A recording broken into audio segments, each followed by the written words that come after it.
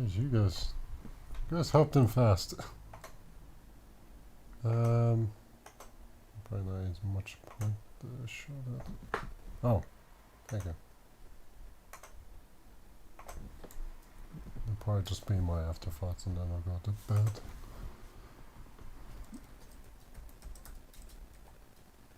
Right. See, just to make sure. What's coming out? Okay, sorry, it's coming out of the speakers now. That's why it sounds a bit off. Actually, yeah, I'll watch it on the screen. Because watching the speakers. Oh, sorry, watch it on the screen.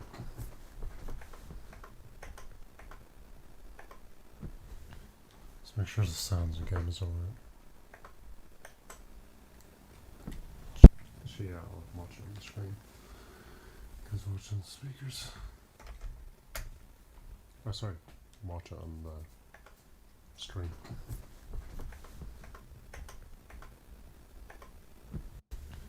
Let's make sure the sounds in the game is alright. Actually, yeah, I'll watch it on the screen. Because watching the speakers. Oh, sorry, watch it on the screen. Probably is good. Is it bad or is it... Because I'm hearing a lot of bleeping in it. Let's make sure the sounds are on.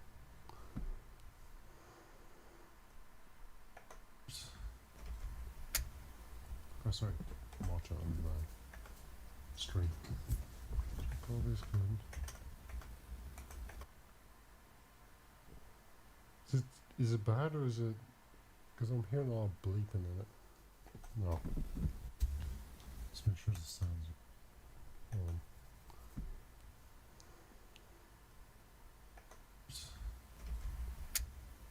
Oh, sorry. Oh, right. Okay, it's loop. Right. My apologies. It's probably looping because I'm listening to it loop. That's what's happening.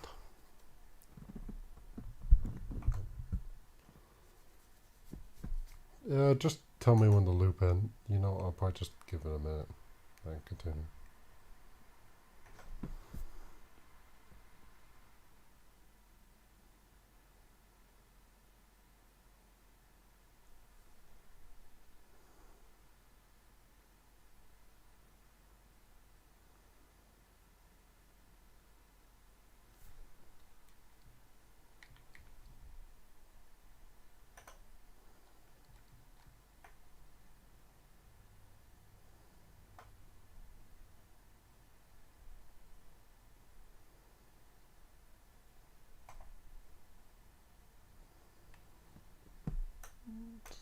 Sure.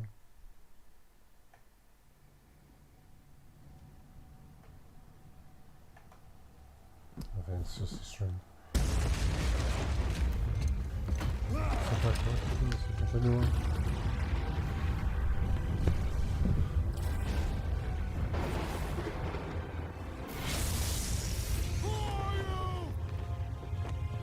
Oh? Next one.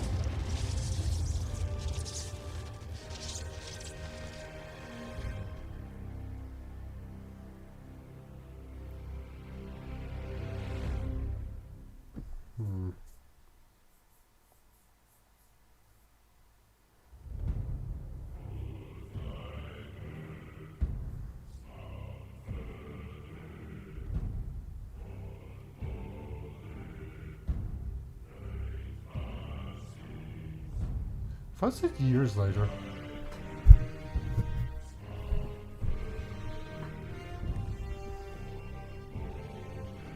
So I was expecting to be the boy to be a couple of, you know, grown a couple of years.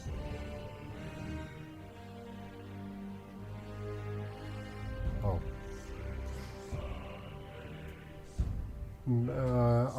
I saved what it was before the stream. I guess I can also save after the stream.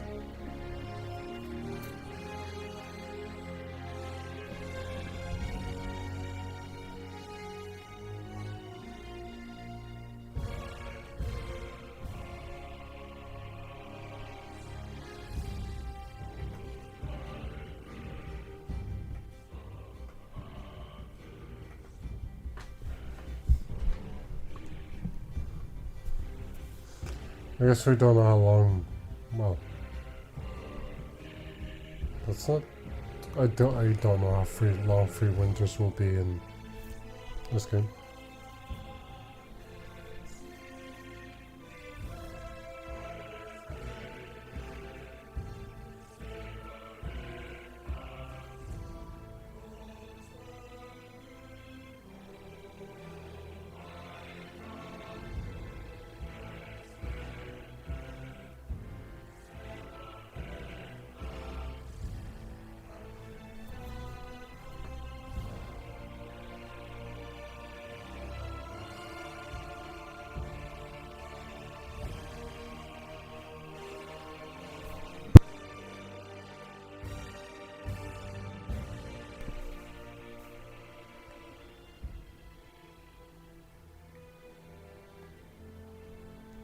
Hmm.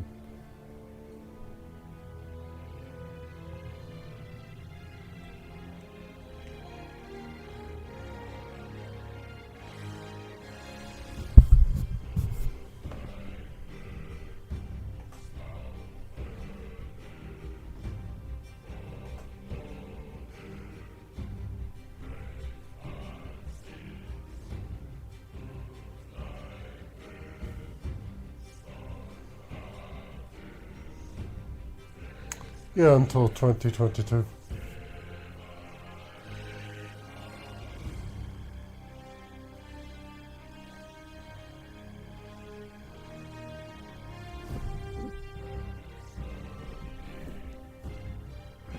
Ah, that's what you mean. Free winter's fingers. For you meant referring to how long they're stuck.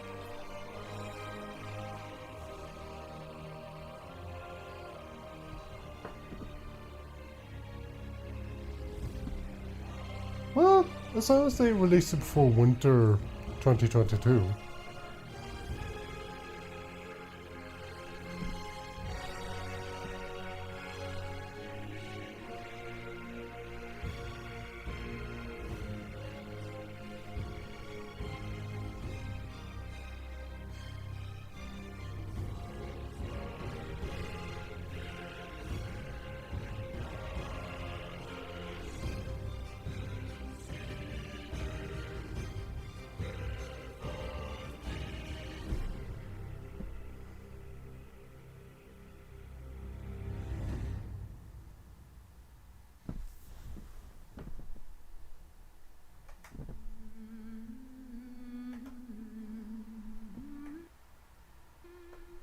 Yeah. So I think it's about 8.3 overall for the game. 8.3 out of 10. It feels like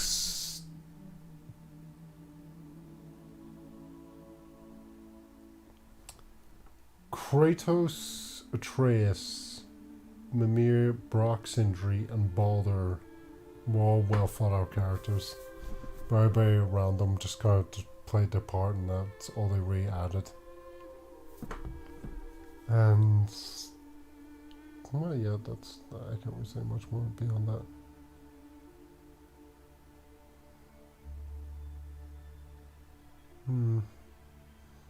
And I think the most interesting thing about the game, and maybe it's even the story, was actually the unique dynamic you'll get from. Yeah, you'll just get from Atreus giving experience to Atreus. Just not the thing I'm used to seeing in games. Okay, no, I can't try it down. It's coming from my laptop.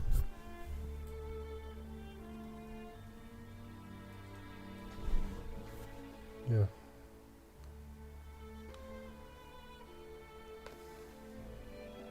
Yeah, I especially like the reflection side on Kratos. But yeah, it's just nice having an actual mentor character for once. And someone who actually heeds that advice and has his own way of looking at things. It's kind of like the balance to Kratos' rage. The Mimir is just like a nice... You know, there's a lot of actually good characters in this part of the franchise compared to the Greek mythology, where everybody kind of just wanted to go against. Yeah, probably just wanted to go against Kratos. Everybody hated Kratos in the original Greek mythology, Greek timeline, or the Greek period of the franchise.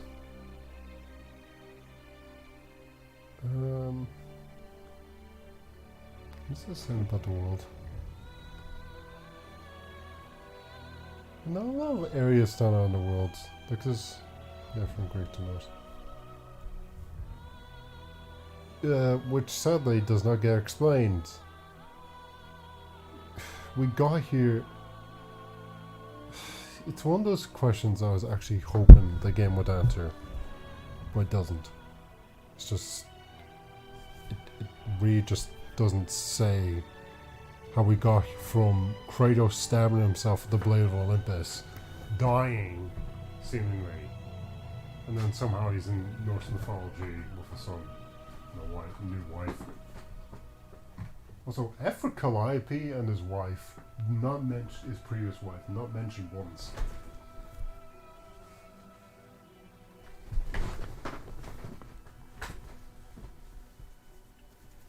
But yeah, that's just. I'm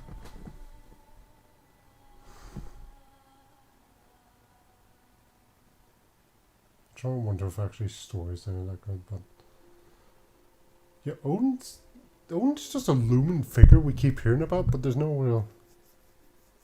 Oh, okay. I'll read the damn comic then. Thank you for informing me of that.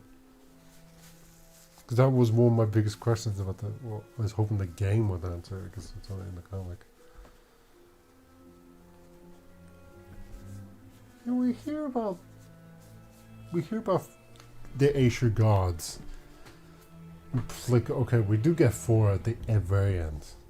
But as for Odin has such a big, a big relevance in the story, but doesn't really feel like he's present. And that's due to, like, he does nothing in this game. And then you also have, like, who is Tyr? Tyr was another character, very relevant, but again doesn't really do anything to the story. And then you also have the giants, just kind of laying there in your time.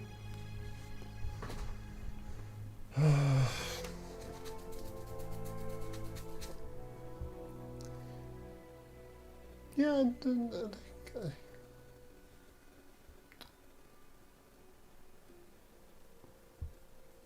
I guess. But even the Ravens didn't feel like they had a. It might have been maybe a better thing if getting rid of the Ravens did something for that area, rather than they're just there looking at you.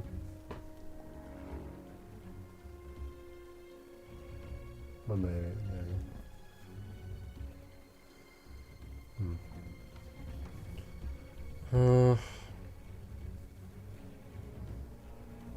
But yeah, no, if it does characters Freya, I guess I can go for one by one. Grace is great, again, experienced mentor. Doesn't want to bestow his mistakes upon his son. I'm literally wondering if Atreus acting up is because Kratos gave him some liquor to drink. He's just acting like a bollocks. Which I would find hilarious if that is the actual reason. Yes. Because I thought a lot of well, actually, yeah, Magna and Marty were killed off pretty easy.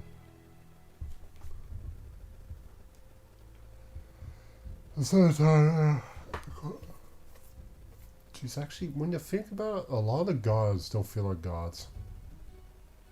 Or at least the ones we face don't feel like gods. I guess 4 might be another case.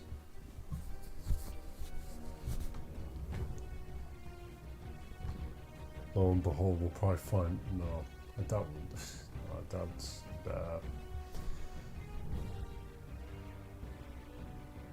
I doubt Freya will be Thor's mother as well.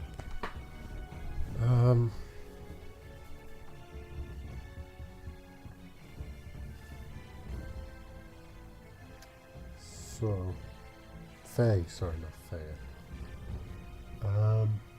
Trace, actually quite the great kid character. And it's nice that they actually got to do him very unrestrained. But at the same time, he's very, I do like that he's calm and composed when he needs to be. It's like you get a lot of kid tropes where they don't listen, they just do stuff on their own. But no, Atreus became quite the adamant soldier to listen to his father. And Gumir is just a great... You know, he kind of reminds me of the guy you put into the flame in God of War 2. It kind of remind me of that situation, sorry. There's a guy who gets pecked to death by ravens in God of War 2. So it's like, yeah, just put me into a fire so I can burn to death. And Mimir's kind of that similar situation, but no, he just gets reanimated and gets to tell you stories all the time. The Brock and Sindri, you don't really have much to say about them. They're a nice addition. Yeah, they play out the part, and they're both fun, and yeah, they're both fun in their own ways. Lucius.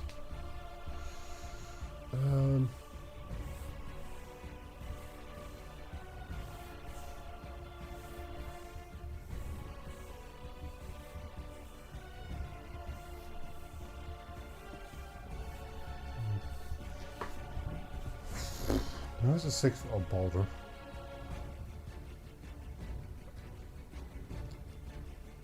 Oh, I think that's the most surprising part about this entire game for me. It's not that... I think that's what... Yeah. I think... Two of them, actually. I think it's the factor of we killed 3 gods, but we were also fighting with Baldur, and Thor and Odin didn't do crap. Actually, wasn't it like... After the boy fell ill, didn't the sky go black? And that wasn't explained either? It just went black for some reason? It was grey? Not grey.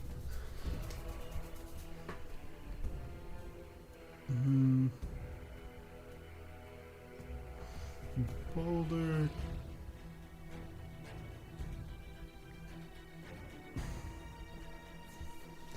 Yeah, I think this... I feel like this game might have ended better if you actually did get to fight Thor. Thinking about Baldur, because Baldur does not seem like he should be the main villain of this game. But well, no, the main antagonist. And even going through the game, I didn't even feel he was the main antagonist. I feel he's just a nuisance that kept getting in your way.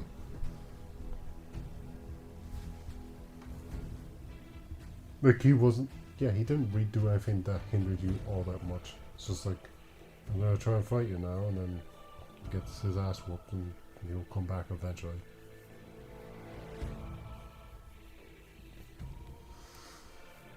As for his issue...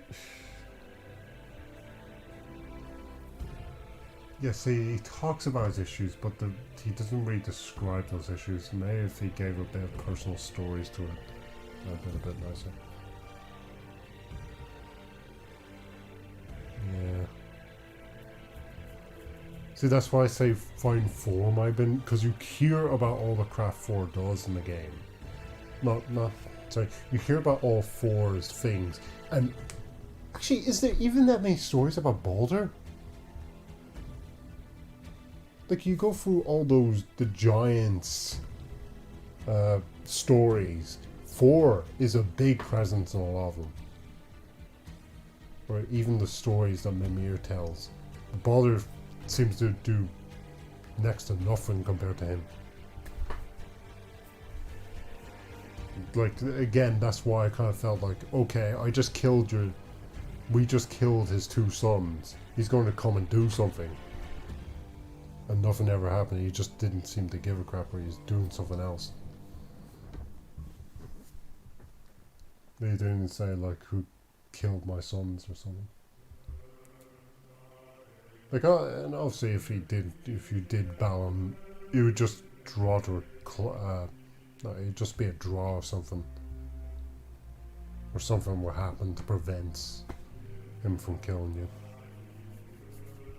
You gotta build up his threat. That's okay. Continue characters. Freya. Freya just serves the purpose she needs to. And I really think that's on vacation indeed. And she doesn't really... No, sorry. Visiting her house, again, would have been that little bit... And I guess this might build into the world a bit as well. Being able to visit her from time to time might have added to her a bit of a life to her character. Unfortunately, they deny you that option. Again, she could have been doing several things in the background that adds to what she's thinking about, what she's trying to do.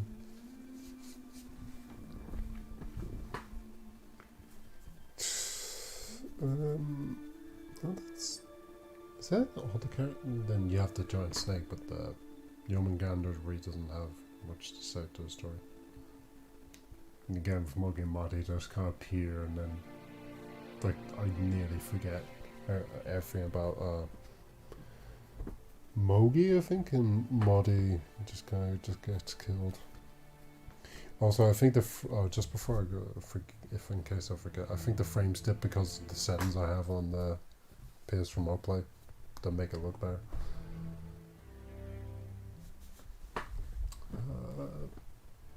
Was that? Yeah.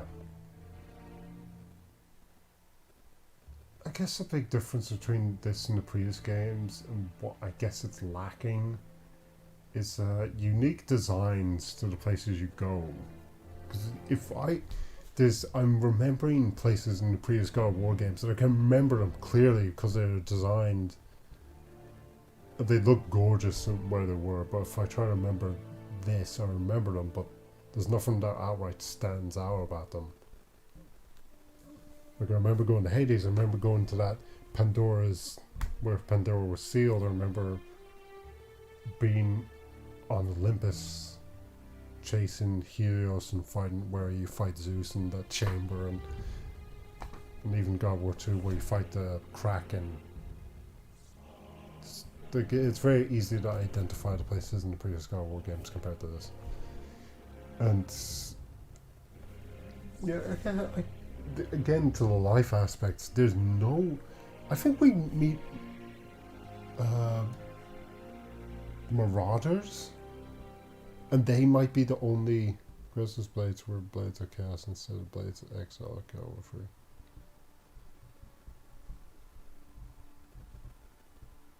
Yeah, okay.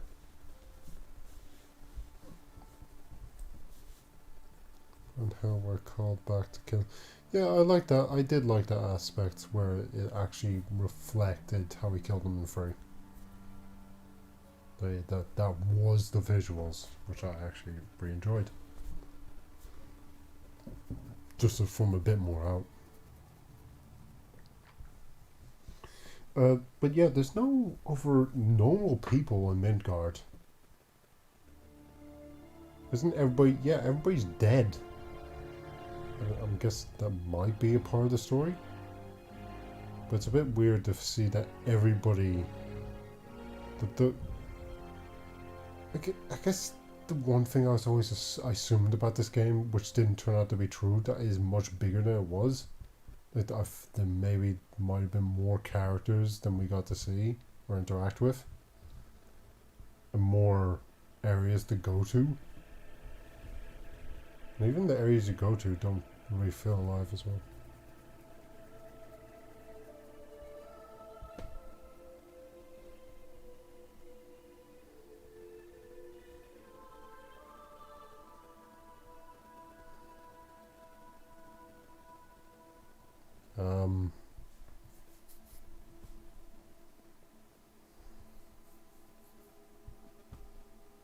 Did the blades actually ever change, or is it just a name change for the sake of it?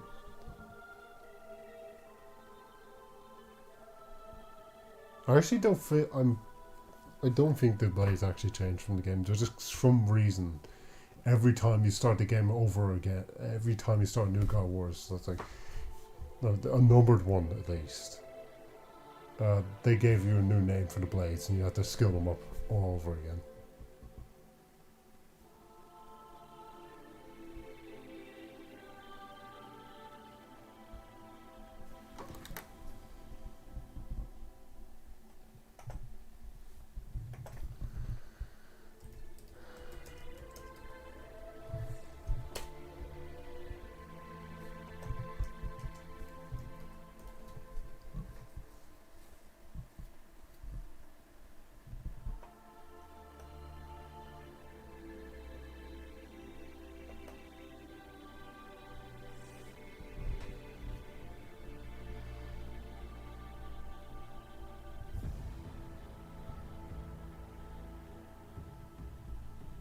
Oh, okay.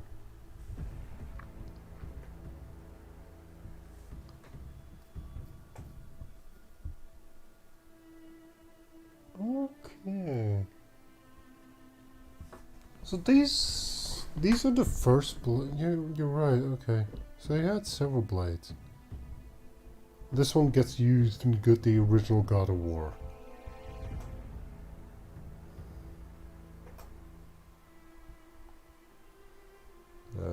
That's not the same one.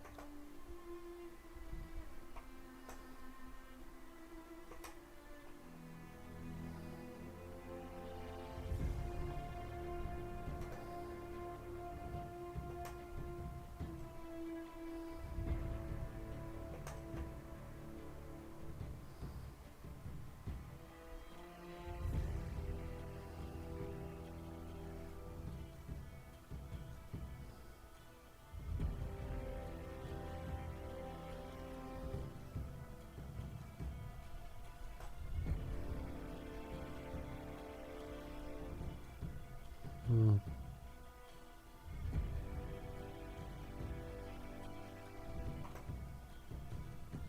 Sorry, I'm looking the wrong stream.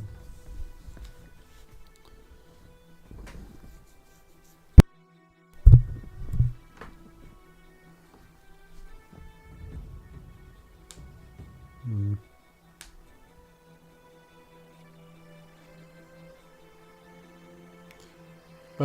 Apparently it's only it makes sense. Chains of Olympus has the... Chains of Olympus seems to have the Blades of Chaos, and I think the Blades of Athena go to... What's the other spin-off? Goes to Sparta.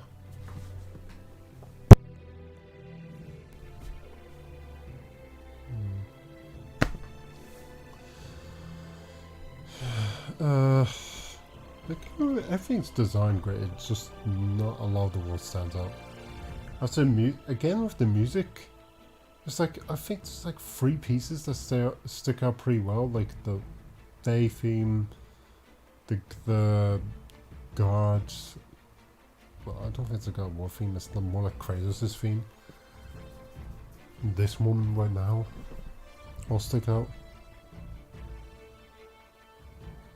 But everything else just kind of blends in for me. It's great design, but it does, again, nothing really sticks out.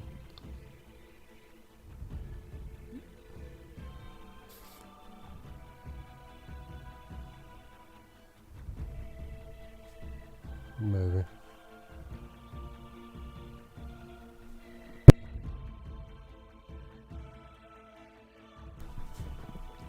Oh. Yeah, that's good. So sounds... No, sounds are perfectly great. And very... Yeah, I don't really have much comment, that sounds are great all around. Very talented as well. I think that's... well, story... Yeah, I guess the story in conjunction with the world, like looking back on it, it feels like... No.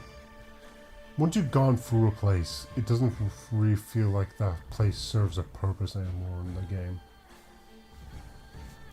Like you go back to get stuff, but for example, the mine where you have to go up the mountain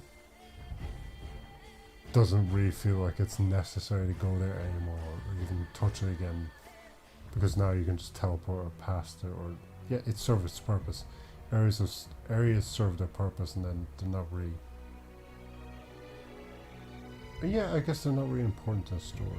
Just kind of like blank spaces then. With some reflection.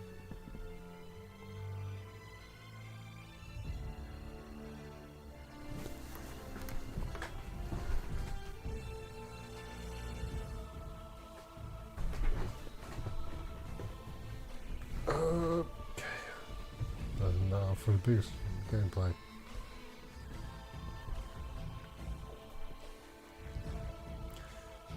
Okay, first off, I can't imagine how different my experience was probably on PS5 at 60 frames compared to people who had to play this at 30 on PS4. It does actually make it makes it that tiny bit better for me.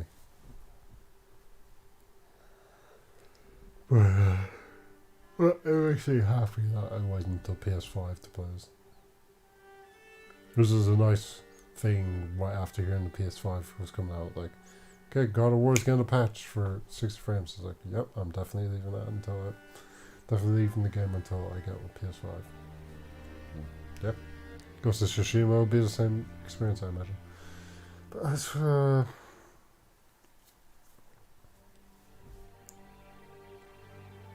I can't really comment on God of War, but like.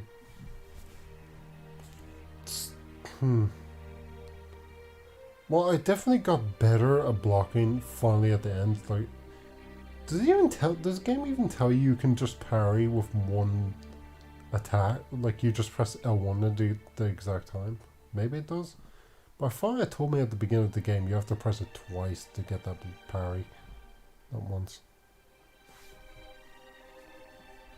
Yeah. Looking at the game on PS, look, I do have the option to play on 30 frames. I tried it, and oh boy, it looked like crap.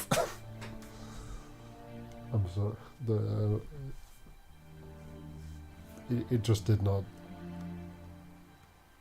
Just half in the frame count from being so smooth, being able to see him run around and such. Yeah.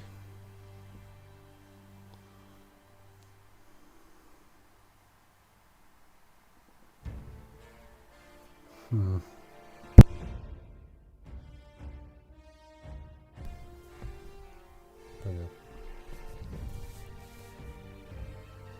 There's not a lot you get.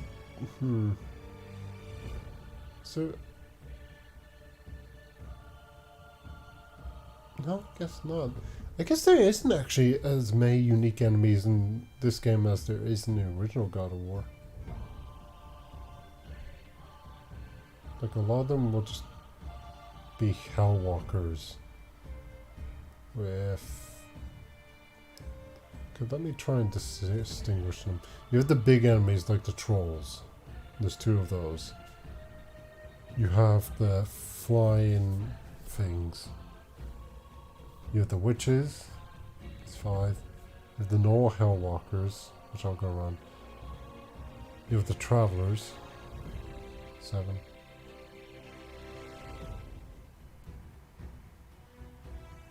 The witches. Did I already say the witches? I think I already did. Oh, maybe I didn't. The wolves, the wolvers. And... oh, there was one more. Oh, dark elves as well. Dark elves. And then all the things that try to grab you. So that's 12.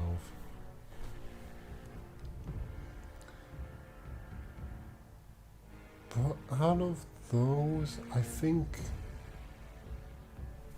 the witches have different game type to the different combat approach to them. No. I do. That's the sad thing I have to come out saying to this. This is probably not my favorite God of War. Yeah, it counts. Well, that's why I said 2 types of troll. Yes, yeah, I should stop calling them both trolls. Just because I read that list where I get the frozen flames. I keep calling them both trolls because that's also cosmic trolls. Not ogres. Oh, the Valkyries! Okay, that's 13. The Valkyries. Well, I'll count them because there were 9 of them. The sub-bosses.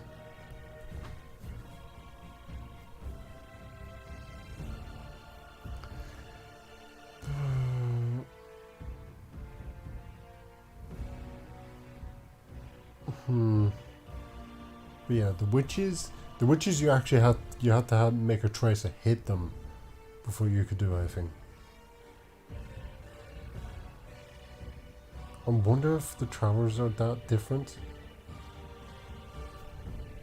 Okay, the troll is definitely different because they make you want to hit their jeez, why am I black? It's 8 o'clock. It is AM. That's what I'm bad news.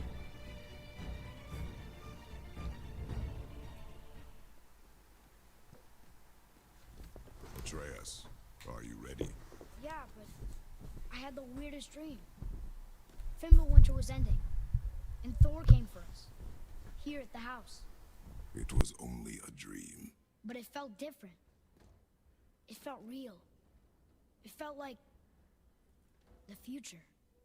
Then we will worry about it tomorrow. Today, there are still things we can do. Come.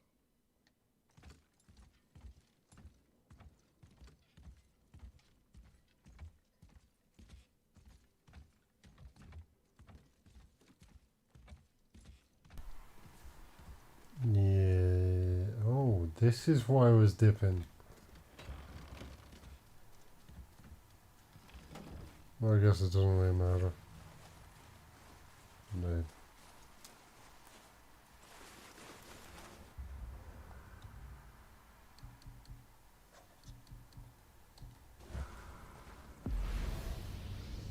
I guess I wonder if Brock and Cinder is back inside.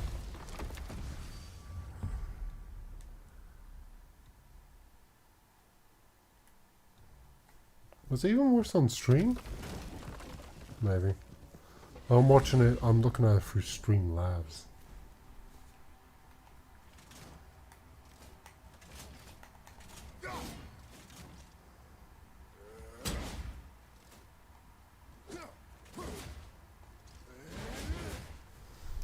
Hold on, let me try this. Nope.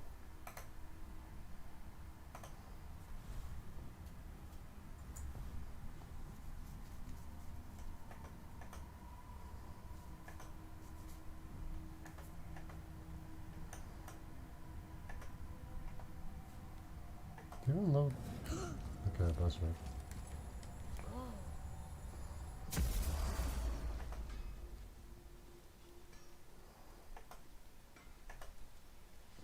So you know what? No, that's not what I wanted to do. Yeah, just in case.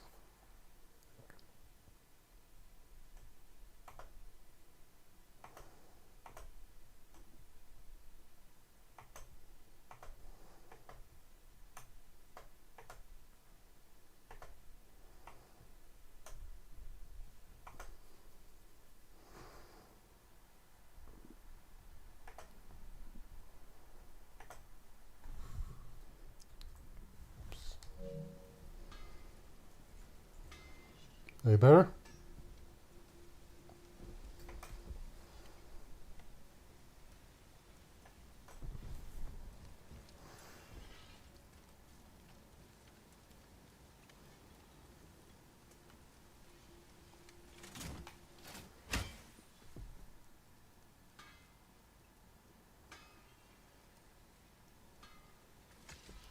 Alright, let's see if there's anything to say.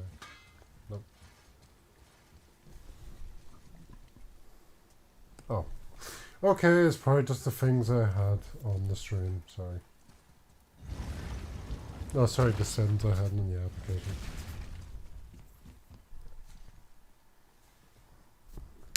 Right. Well, there's not going to be much gameplay, I'm finished. Was it? Okay, combat. Which which I can actually use. Okay, so first and foremost, I really didn't get all that much use out of stun. Well, not foremost, sorry, I shouldn't be saying foremost. But yeah, unarmed combat really didn't seem to serve me much of a purpose. Besides one point where I think I was trying to do it once for just to stun an enemy. Now, yeah, until you, well, okay, I should not rush it. And again, I don't think I made use of a lot of things beside the standard combos. And that being said, it might have been, over game modes, it might have been a bit more useful to use these. But it just wasn't for me.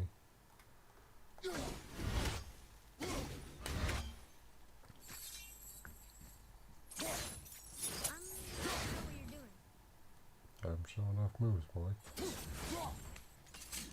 Yeah, okay. So the other... My problem with the Leviathan axe at the beginning, I guess even now, is that it's still a short range weapon. It's a bit... It's obviously longer range than being unarmed, but... Still, if you want to take out a group... If you want to stun a group of enemies, even like one's coming behind you, it's not that great at doing that. Which is a real problem early in the game. For me. Which is why I was resorting to this all the time. So I could keep a safe distance.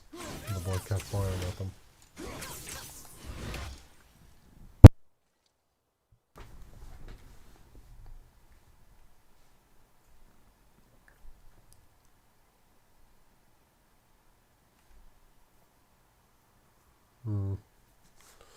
Yeah, I don't think, well, because I've completed, I actually got the Platinum Trophy, so yeah, I don't think, well, not only did I get the Platinum Trophy, I got the game telling me 100% complete, so yeah. I could go to Muspelheim and try trials, but again, I should be going to sleep soon. But I just want to get all my thoughts, and otherwise, that's the axe. And at least I can say they definitely made the axe a very useful projectile. Making Atreus shoot at things like this wasn't that great though. And I guess he does respond well enough when you... Oh, that's that. When you make him shoot things with just a normal camera aim.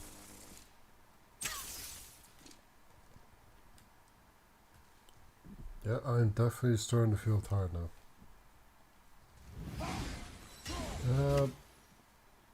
Yeah, I didn't get much use of that launcher either. It seems like there's a lot of combat mechanics. Maybe like combat skills that are there, but they don't all seem all that useful. There's not as much reason to use them. For example, let's say if I... No. Doing that big splash there made a witch appear. A witch gets stunned. There just have to be an array of that, or there's, yeah, maybe just like certain moves that work best on certain enemies. I'll get to the Blaze of Chaos, so the last weapon I got. But yeah,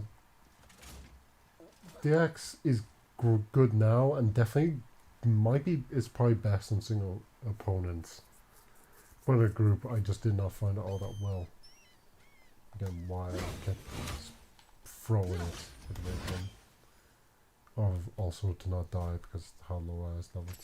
Now, I will say, Envy, as soon as I got the Blaze of Chaos, everything I hated about everything I resisted about the combat became a joy. Because you finally had wide range weapons. And even this combo, which it just keeps the enemies at distance. I don't have to worry that somebody's going to swarm into me because I just quickly turn around and have a huge range against them. And even again, getting the Cyclones of Chaos at the very start when in Helheim after I got them. Like a huge area attack that keeps any enemy coming at you at bay.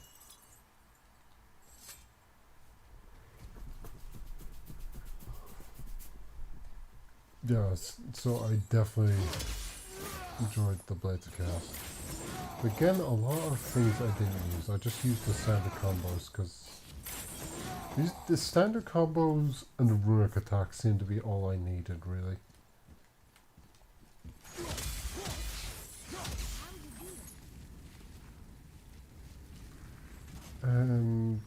Okay.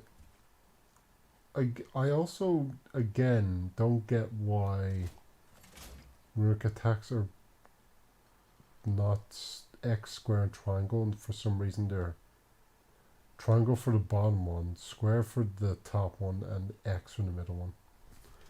It's something I at least starting, no, for a good chunk of the game, I had to get used to. Because you just looking at it, it's a bit confusing. Yes, it's also the same with the past games, which I like. It's a good throwback, and it's like, oh, I want the exact move that I had in... You get the exact moves you had in previous God of War games, but in this one.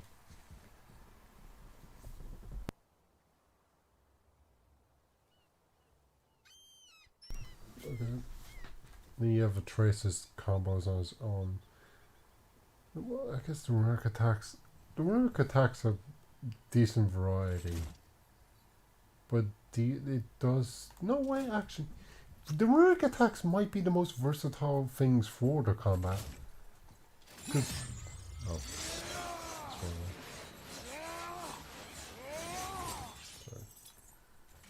like I have to. Yeah, I didn't. Again, there's also these things for the Blades of Chaos, but I never needed to make use of them. I wanted to make use of them, at least on God of War. Give me God of War. For example, the Hyperion Grapple. Very useful, because it just for a boss, or yeah, just any enemy, it's going to bring me towards them instantly and do a dash into them. And I was going to say Blades of Festus. And that's the Leviathan Wake, stunning an enemy that's about to charge me. But I think that's all runic attacks. Then you have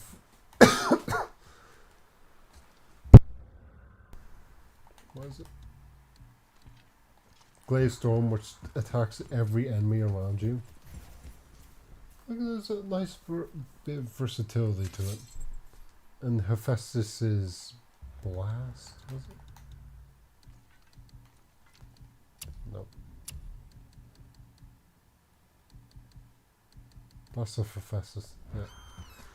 That one, again, very useful, just a quick stun to enemies. Okay. If not, but I probably won't be streaming much longer. Oh.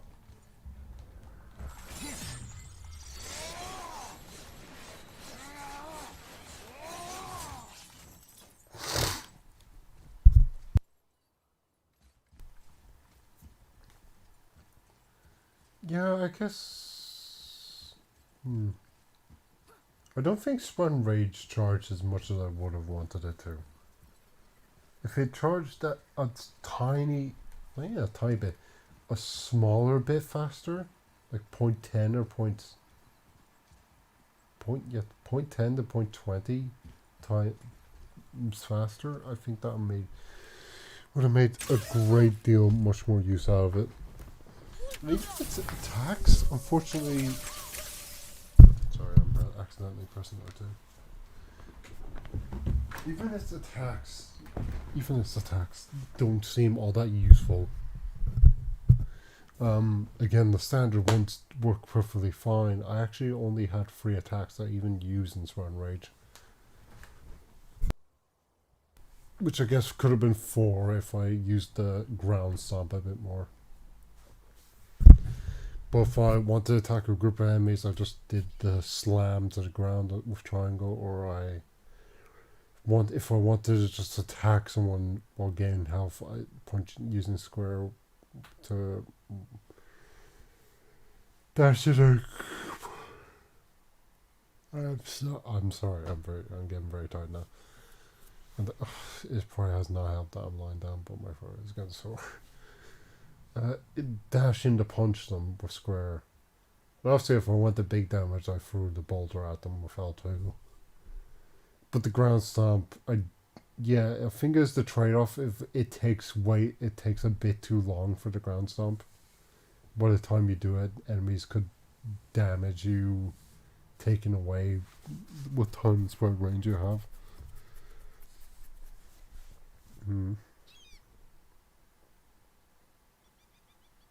Oh, then we had Atreus's Rix and his arrows. Okay, the light elf, I didn't find that the explosion it gives, the explosion light arrows give aren't really all that useful. Like, I was using them for the Traveler, and I don't think they're really making that much of an impact. The same on bosses.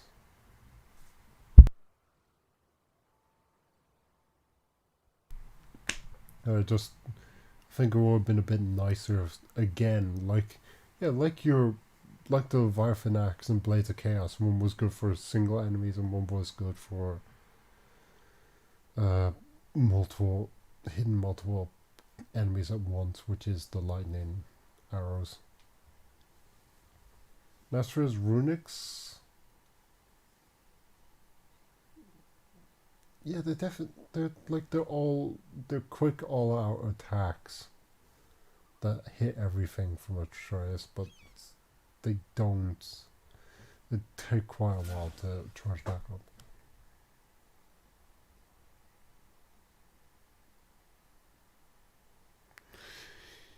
Like, against the Travelers, you can use them, but trying to use it against, for example, the Valkyries, very difficult. For the Valkyries, I had to get them into a corner so they couldn't dodge out. So I could hit them with one, summon them. Yeah, Chris has a great moveset. It's just I didn't feel as much you need to use them. Now, getting on to the enemies.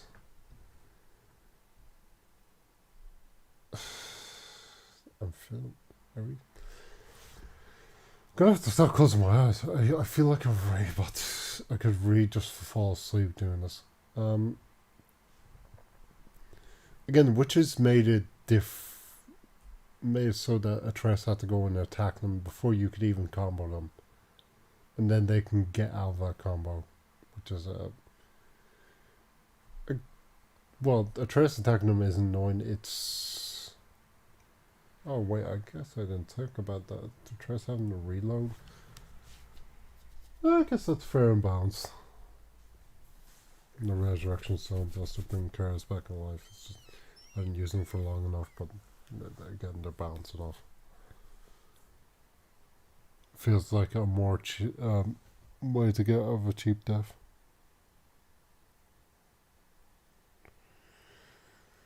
Yeah.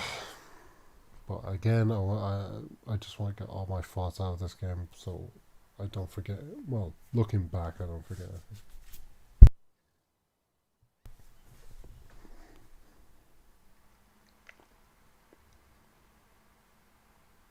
So, and which is... Yeah, just like that little combo I did here. No. Doing that. That's something, or not this way. Doing those made them appear, or made them get hit. without needing a tracer's arrows would have been maybe a nice little touch.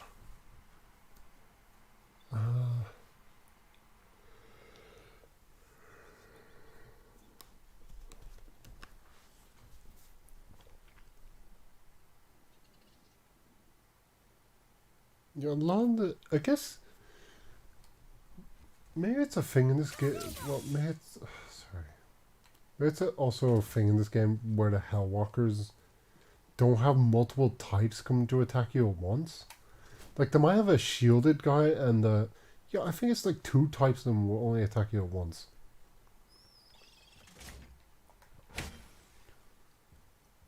There won't be multiple enemy types trying to kill you at one time.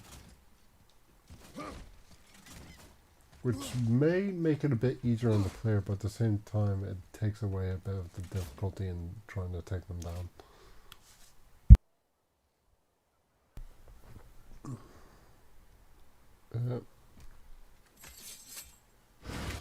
No, wait, the nightmare?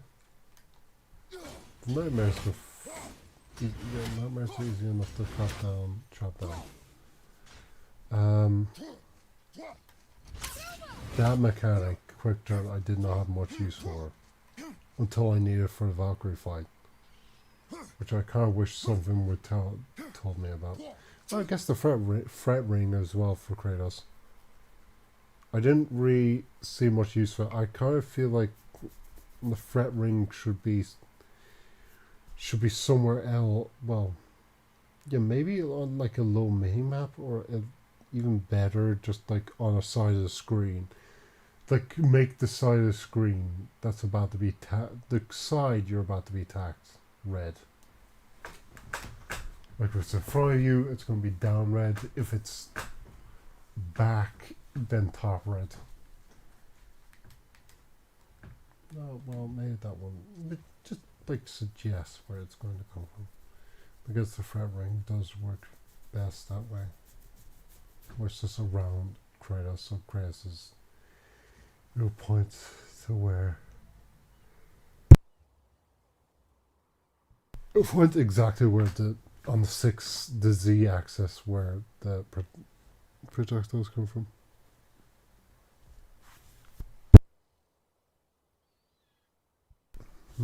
Somehow. But I'm also comparing them to the ones in wait, is that Draugr? Oh, I'm comparing them with Draugr. But I guess was one of the things I was trying to discern with enemy types. The Hellwalkers don't feel that different from Draugr. The ones that try to grab you, they do, but the other ones don't.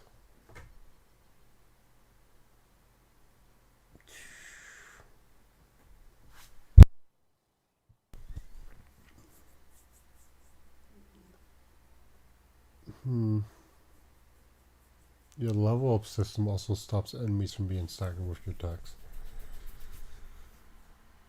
Yeah, and a lot of enemies just feel like they can be all dealt with the same way. Which I guess might have been...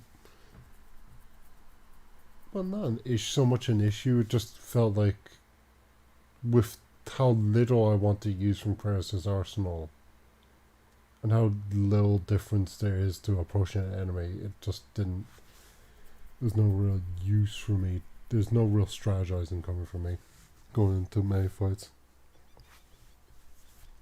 The Wolvers, the Draugr, the Hellwalkers,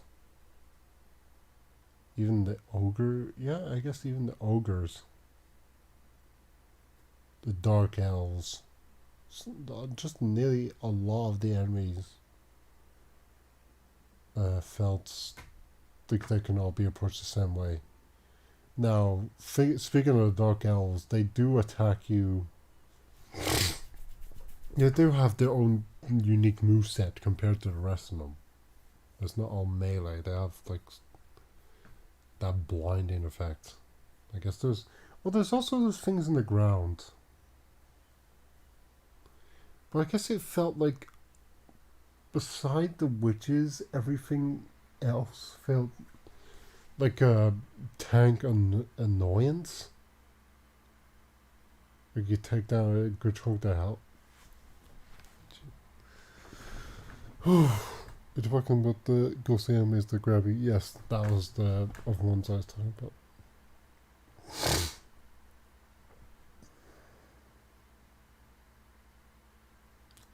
Lost my train of thought again.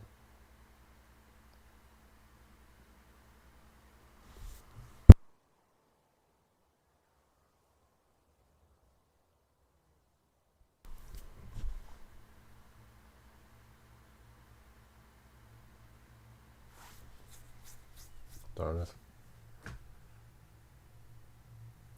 Jeez. Approach the enemies the same way. Yeah, it just felt like instead of finding a weak point there, that's what I was trying to say with the trolls have weak points. Instead of finding weak points for certain enemies, like the things that go underground, and the wolvers, it felt more like, well, not the wolves, the ogres maybe. It felt like I just had to it is better to wear them down than approach them a certain way, wear them down from afar even. And even if I did go in to attack them, if like they might just, yeah, unlike the witch, I complained that the witches get out of combos, but at least that's you get used to it. That's when the things that go underground try it. It's not as, it becomes more of a pain to keep trying to, like, I have to get them back into a combo even though I did nothing to really lose them out of the combo. Golems and soul golems. What do you mean golems? Well, soul eaters, yes. The soul eaters.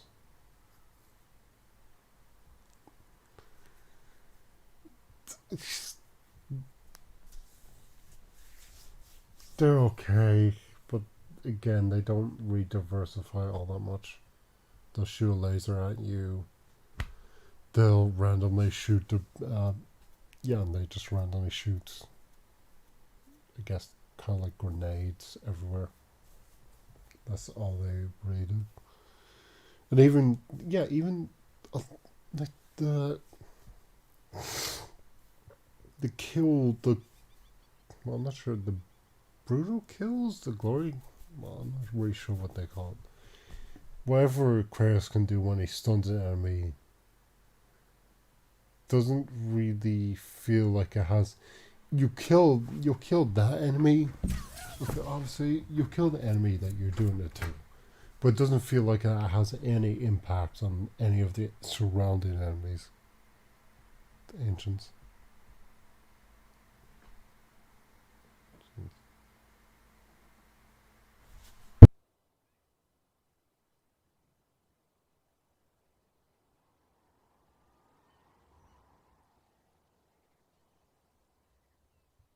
Hmm.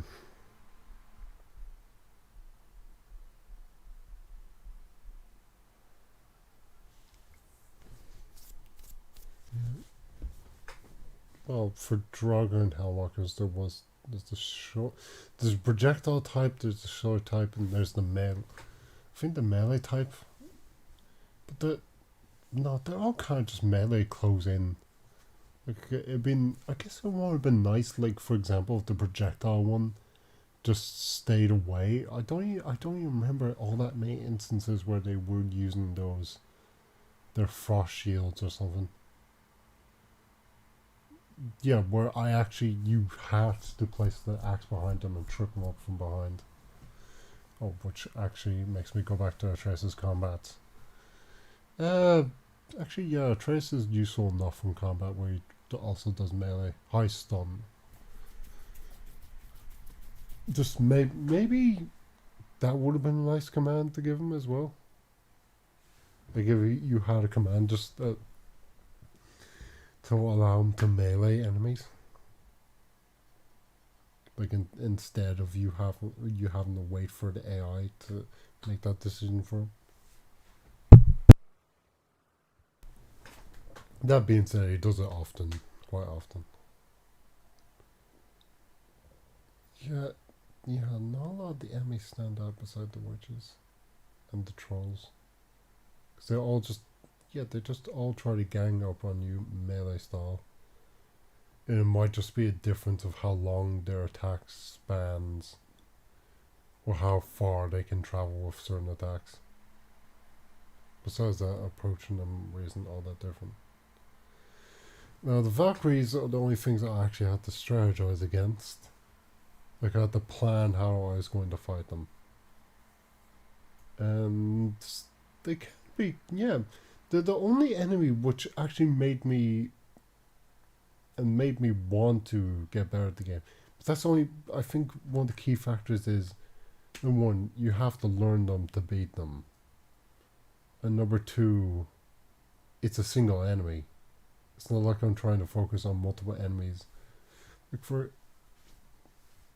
I think I was trying to, what challenge was I? I was trying to do a challenge off screen while I was getting all the chests in the world. What's the challenge? Was it from the metal? Because we're tough. What was the challenge? Is something I had to do 100 of? Parries? I think it was the parry. Oh, for fuck's sake, I've lost my train of thought.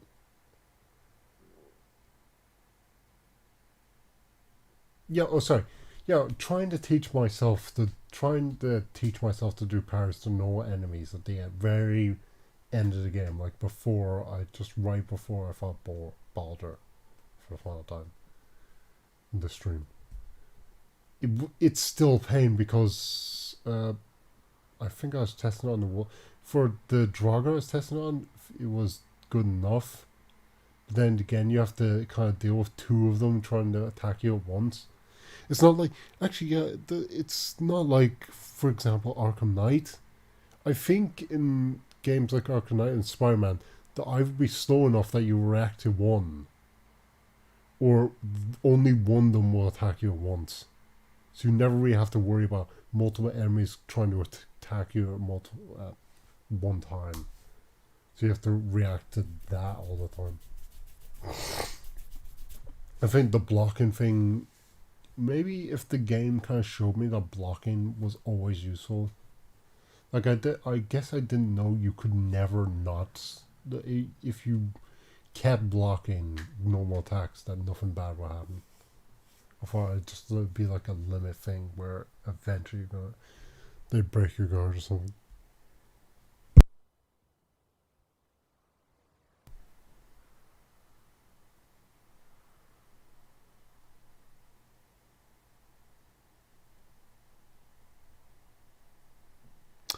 Ah, yes, I actually did miss a chest there.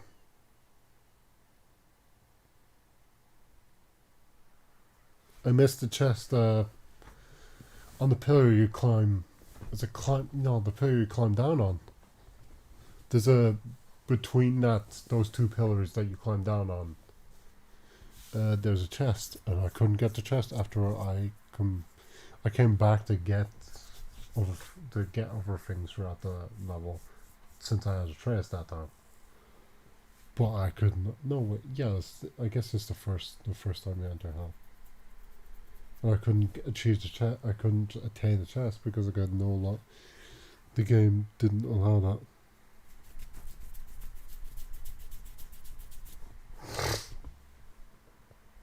At least they don't count to the final score or any of the achievements.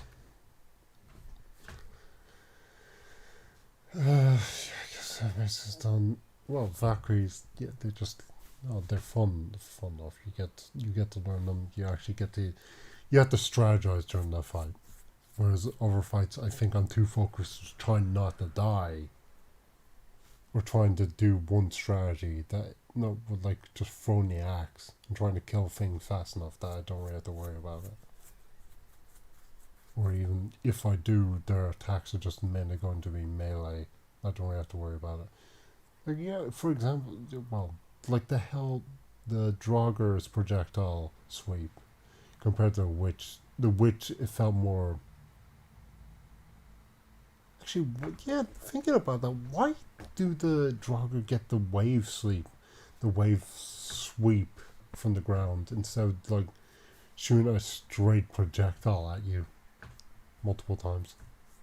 That might have been a nice difference. Or like a charge, yeah, them doing a charge projectile like I was getting with Sigrun, charge ice projectile.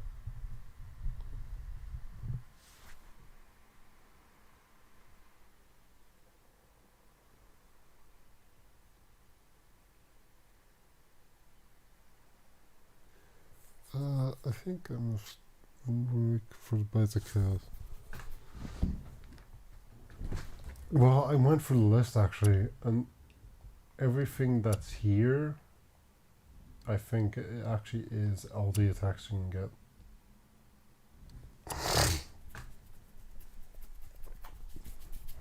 Which I guess leads on to exploring in the chest, in the side quest. Oh, for fuck's sake, I've been talking for half an hour. Bollocks. Okay, I don't see as much reason to get I don't think there's much reason to change the type of chest or like even the way you open chests. Like actually, yeah, even only the gold chests, I think, and the chests that give you upgrades for health and Spartan Rage were unique enough, and then the red one's just obviously like, okay, here's the standard stuff the standard resources you're going to find. Like those 3 chests would have been perfectly serviceable. Oh, actually, maybe this was it. Maybe the mass ones for the runic attacks.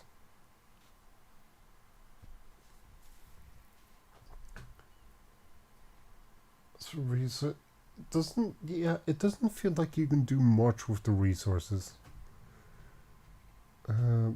There's definitely a lot of armor sets for Kratos, which are good, and I guess you get what you need for Atreus. But it is a matter of, I think there's too much of a big gap between the armor that you want to use, not the abilities you want to use, and the abilities you get with the armor.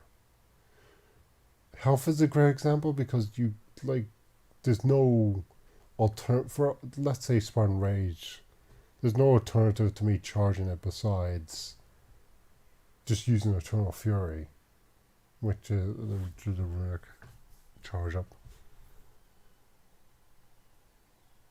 There's no real, well, there is a point to take it off that, but it feels like some are so much useful and there's others that are just completely useless, and I don't even know why they would be there. I mean, I guess the stats as well, like the way this level up system is. I guess I didn't even know that you level up by equipping higher levels.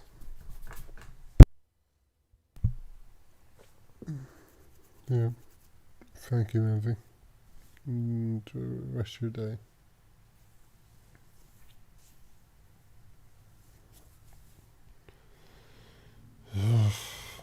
I'll try and think of everything I can before I end the stream.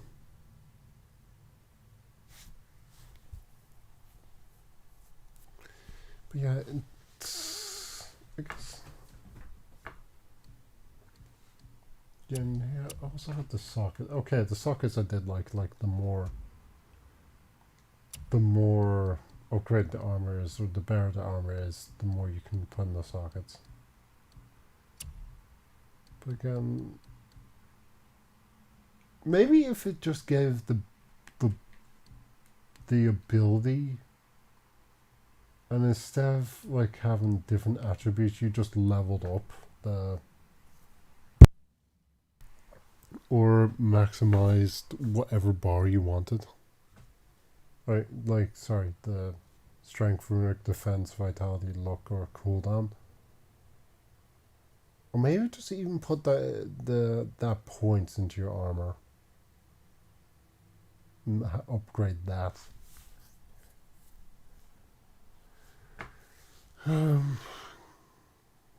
Because I also don't really get the note of how powerful that, like, even how powerful just leveling up, being at a higher level, makes me against enemies, or how much damage I do to them, or how much damage I take from them.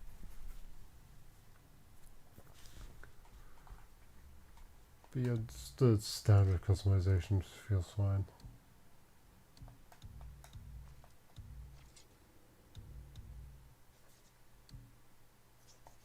And then I also did make a lot of use of this. Okay, I don't think I have much more to talk about.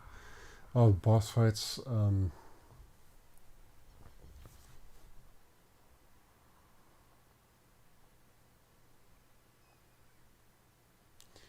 Again, not all that much unique. I guess I did. One of the most standout ones was where Atreus and Kratos have to guard against Mogi and Marty, where they'll keep attacking you and you have to guard at the right time to shove them off. That was a nice little aspect. But for example, like you guess this bleeds back into the. Well, I guess the Thunder Dragon using the sap. Yeah, using the tree sap to blow up stuff was fine enough. But again, it feels like those pillars are just in your way. Just, well, I guess, unlike other obstacles like the throne the extra alpha and vine. You know what? It does work. Same with the X. Again, then there's a lot of areas that have you have to free. They just have death traps for some reason, but I guess in this world, this might be the one world I think that's that's fine enough. Okay.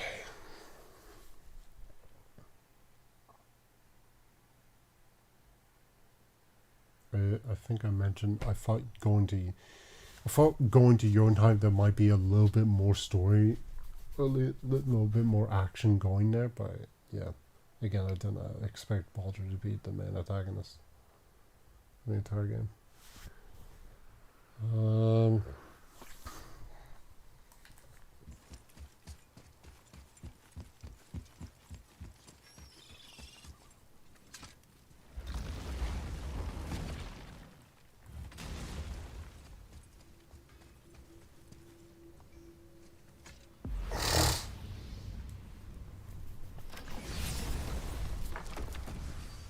Maybe it.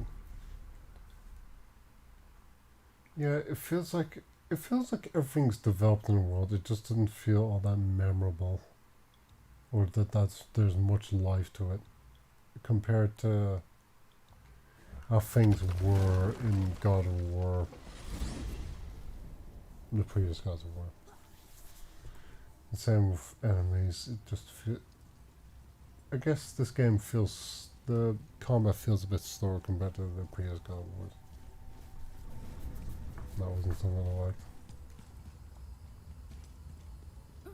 You really, I guess, yeah. And another aspect is that I don't feel as powerful playing this game compared to the previous God of Wars.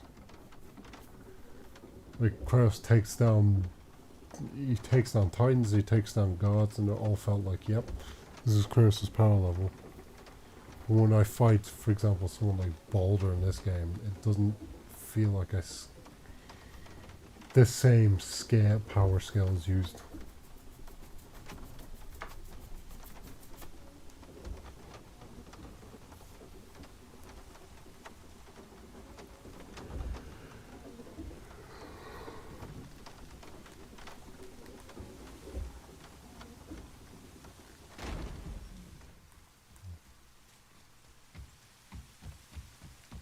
No, nothing.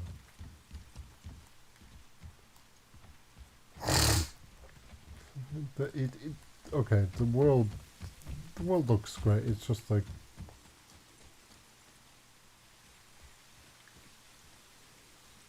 I guess I wish everything kind of had a bit more purpose after you've been there. Like, at least in the game's own world.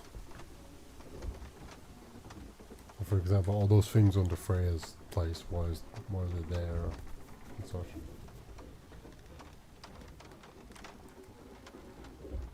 And random chest being scattered and random. But like even treasure maps kind of alleviated that, like finding stuff, finding materials. Like, yeah, I left this here. Or this is a Fafnir storeroom, so you're gonna get loot. Yeah, and I guess like the stop throwing the axe at certain things to freeze them. I think there's only like one room in Fafnir's storeroom where I needed to keep that there, so I couldn't use the axe to fight. Maybe also going through up like past the first place you meet Sindri, going up the foothills to the mountain here.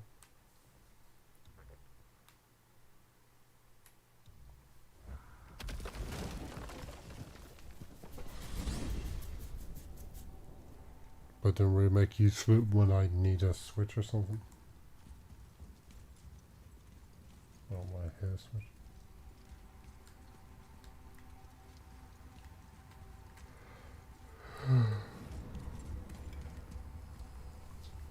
Yeah, 8.3 out.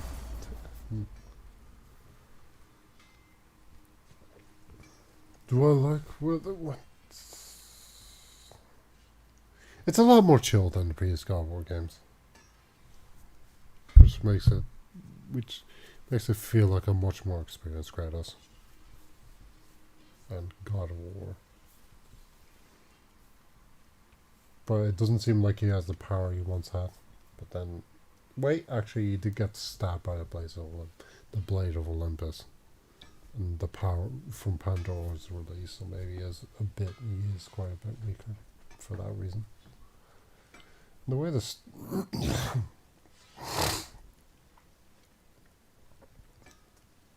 No, it does feel like a nice journey the way the story went. Like everything just flowed naturally. Like, okay, we have to do things, but these little things are getting in our path, so we have to deal with them. And even just saying, yeah, for example, even saying the side goals of like find a nightmare, or find a Valkyrie is like, yeah, this would be a good experience for you, Atreus. It's nice.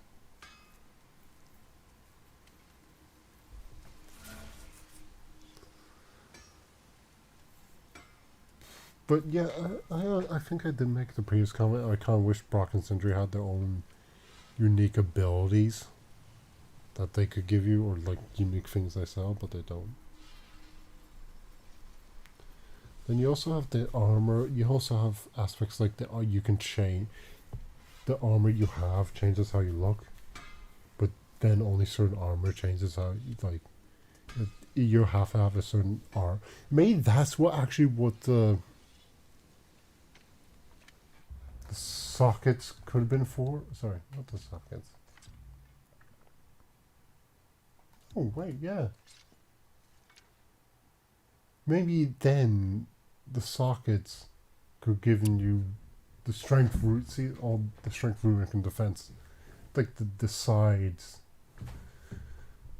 stats, rather than getting them with the armor. The armor just looks a certain way. It gives you more slots to use them.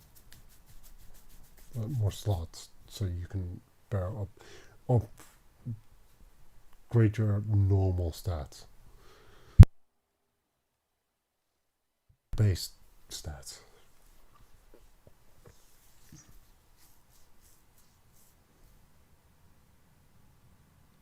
Yeah, combat definitely got better after I got the Blades of Chaos. Having them range weapon made it better.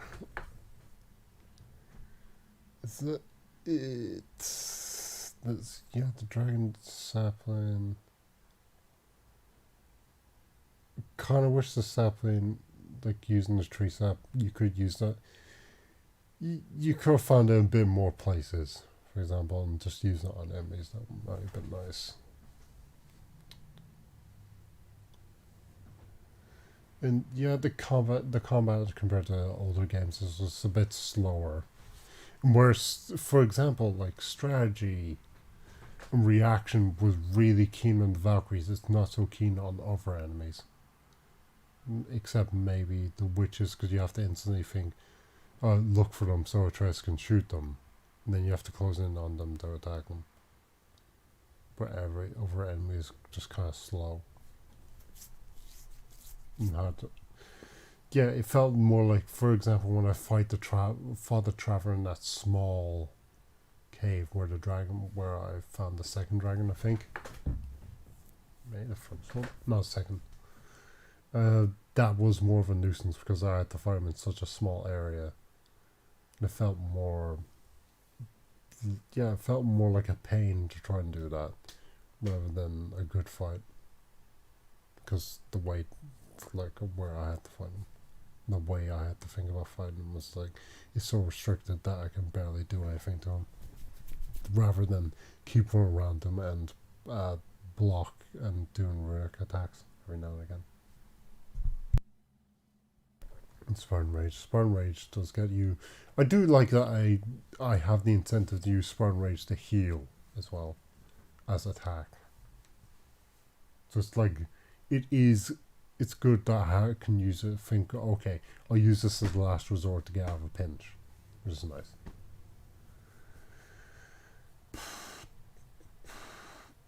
Yeah, like Atreus' growth, again, I wonder if he actually did just get drunk from the... Is it wine that Kratos gave him? I'm not sure if it was wine or what exactly he called it. From Lemnos.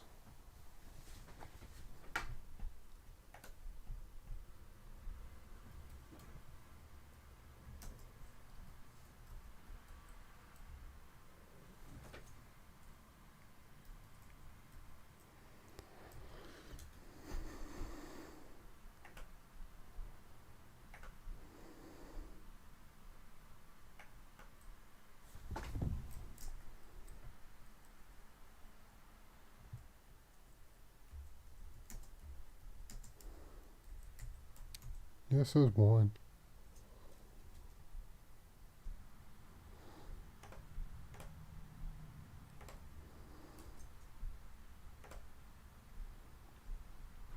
Yeah, the wine thing.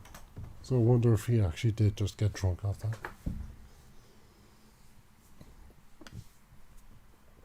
So, well, let's say rate all around, can I? So, characters... Yeah.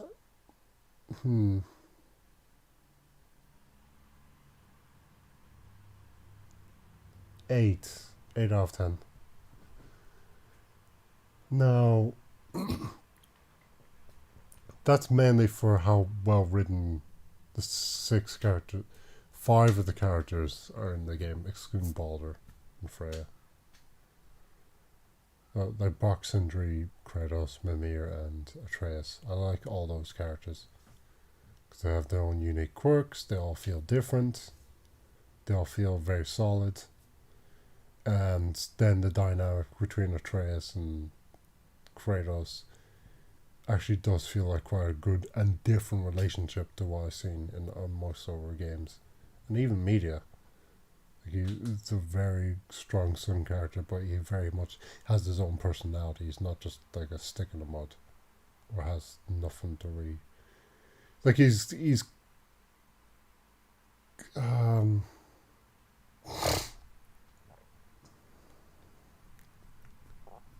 debating as far as ideas. I'm losing the word that's is better to say that what that means.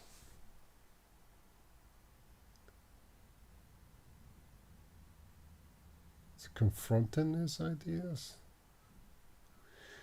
Challenging. No, wait, that's it. He's challenging his ideas of how he thinks, of how Kratos thinks. It was nice. At the same time, he's very playful and he can be quite kind.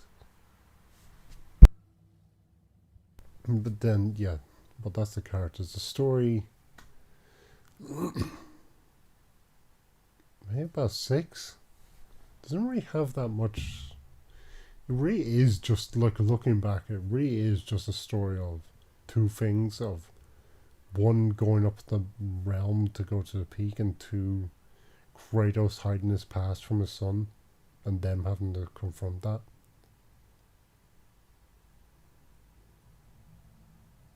And yeah,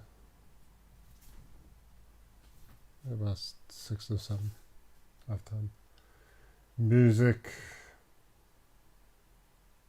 5. It's very, again, it's, well, I'm not sure how unique to say it, how unique it is. Like, again, only a few songs stuck out.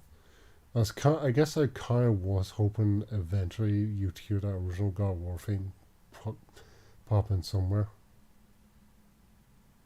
but no. Yeah, and then I guess in the story, sorry, go back to the story. Certain events just are explained, like again why Atreus goes off the helm, goes off his rocker for a certain, like, fighting Balder, or going after he drinks the wine. Why he starts, and you continue to make quest, why he starts acting the way he does. No, once he finds out he's got, sorry. And then I guess in the game, at least how Kratos got from God War 3 to this. And why certain gods aren't reacting to what Atreus and Kratos are doing. So gameplay 7. It's very polished. It no, on Kratos' end, it's very polished, so I'll give that a 7. But for fighting enemies, I have to say it's a. I might have to bring it to a 4 or 5.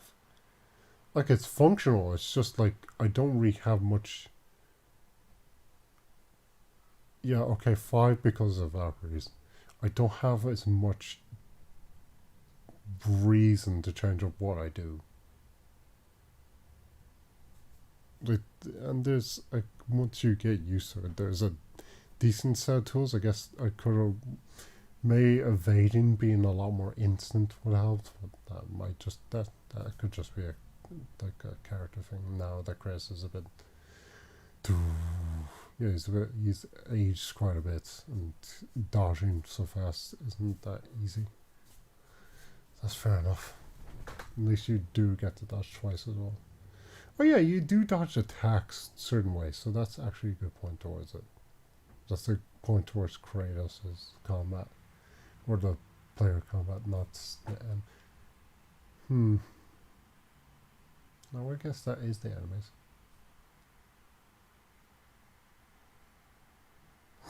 No. So I want to give it that point, but at the same time I remember the camera bit. Yeah, my throat is very dry. The camera being on Kratos' left back, with Kratos being focused on Kratos, having Kratos left back on the left back of the screen, then prohibits me, has prohibited me from seeing a certain side, where the threat ring reason, the threat ring really isn't going to tell me much about what's going to happen. Maybe that'd be a good addition to the threat ring. Tell me if a normal attack's coming, tell me if a projectile's coming, or tell me if like an unblockable attack's coming, based on different colors.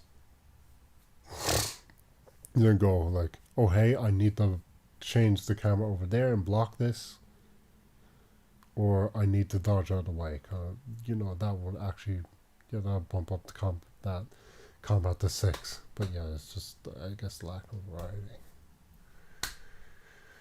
6. I think I guess that, I get the world and design the 6. Nothing, not a lot of it really stands out once you try to look back. If I had to pick, yeah, I like Jotunheim at the end. I like Tears Vault, but Tears great. It's great, great.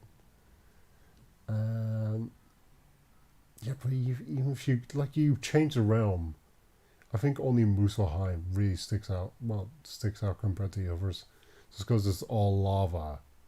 There's ash in the sky, and getting around it is like you have to climb certain ways, or else you're going to fall into a pit of lava. Character story, world, gameplay, and sound. That's just general sounds. I guess the 8 out of 10. Sound all over is good.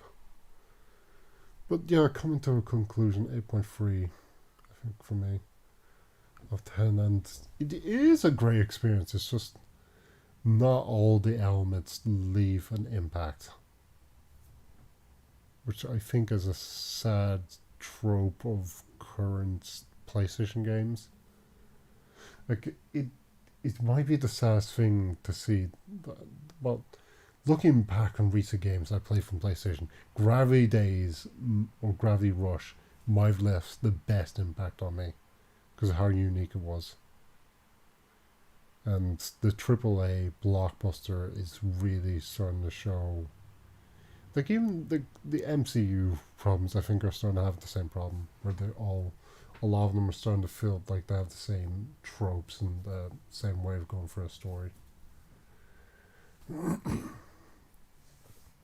And now PlayStation games are feeling like they have that real gritty and at points bland thing.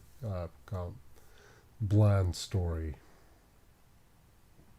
But that again, that's why I like the Atreus and Kratos dynamic, because that changes it up, and so is the Mimir. Like just having that all-knowing head in your, like the mythical elements to God of War is really shine. It really shines out compared to, that's a good way.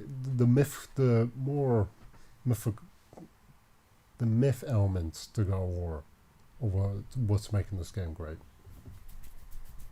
Well, or at least those are the memorable parts. Like for the different races, dwarves and like the ghosts and all. Like that's the stuff I'm going to remember.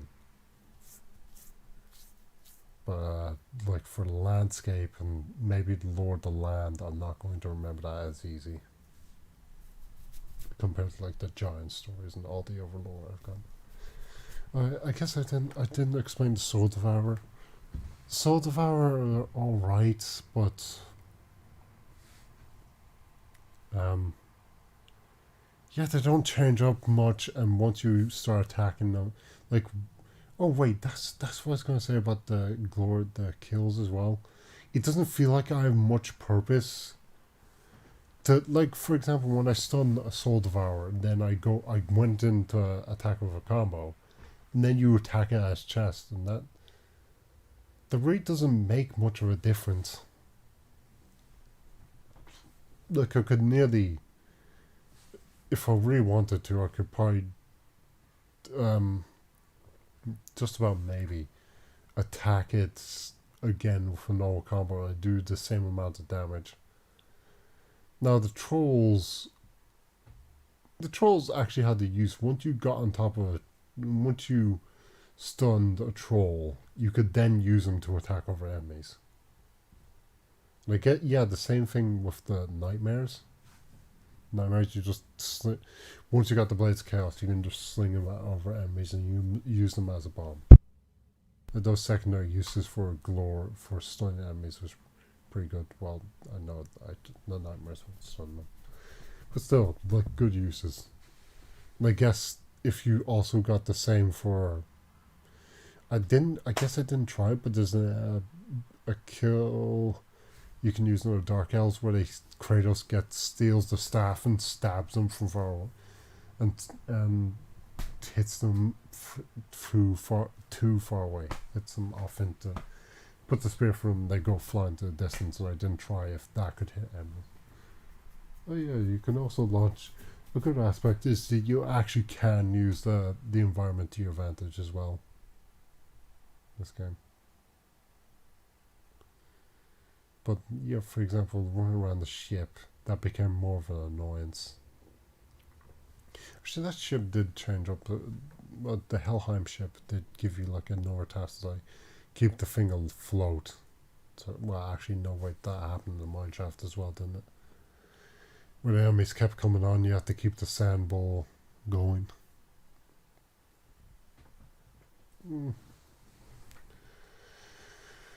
Well, you also had the side quest I didn't really talk about, but besides the dragon one, the dragon one and the dwarfen king, that one actually bear a lot of fruit because it all lines up. You find, and going through that, you can't find what happened to these guys. Then I think also with the son, and the guy in Fafnir Storm and his group, like that's expanding lore. Again, I remember that better than it's something I just come across briefly in the game. I'm not sure if we ever found out why that village in the river passage is abandoned, not used.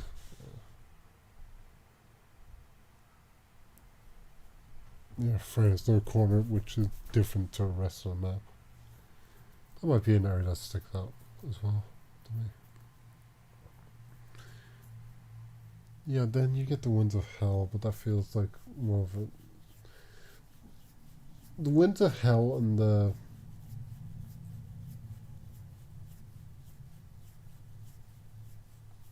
tree sap just feel more like gimmicks that you have to use for a puzzle rather than actually... Well, at least for the Winds of Hell, they get better. Like, you get to use them for puzzles later, but I guess when you first use them, they're like to open doors, and you have to just... All you have to do or can do with them is just run with them and launch them out another door. And even again with the tree sap's main use isn't like using them in combat. Like, you do get to use them in boss fight, which is good, but it's actually using them on parts where crystals block your path. Destroy them. Yeah, also had the ways you travel.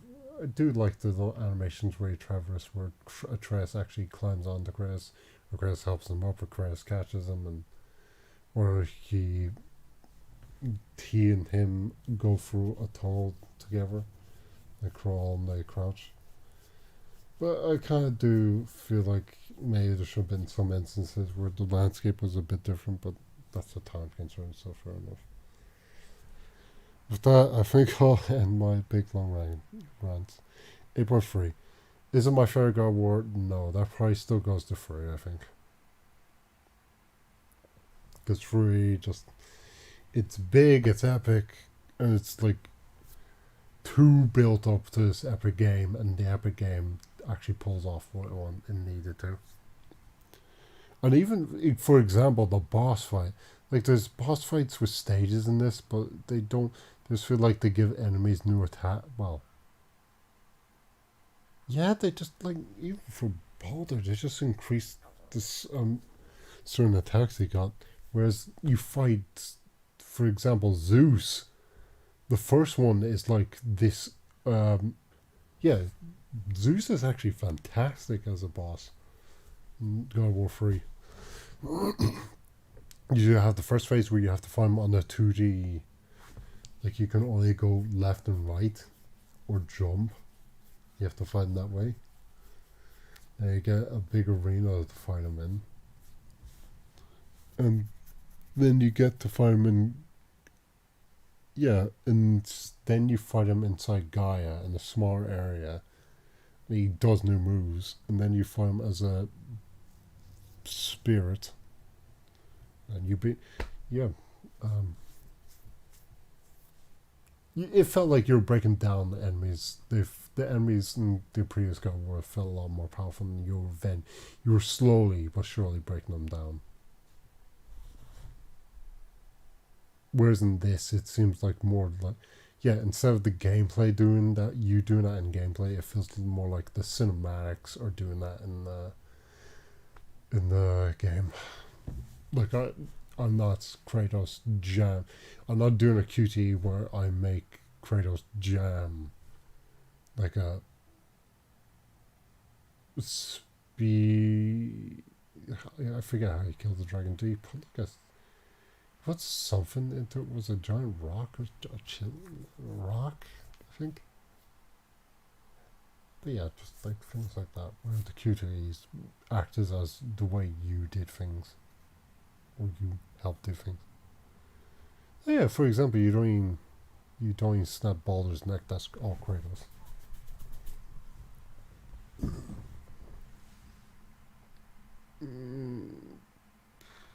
Well, you don't even kill Modi either. I think Kratos just throws the axe. Amagi? Modi? Amagi? I think it's Amagi. Hold on.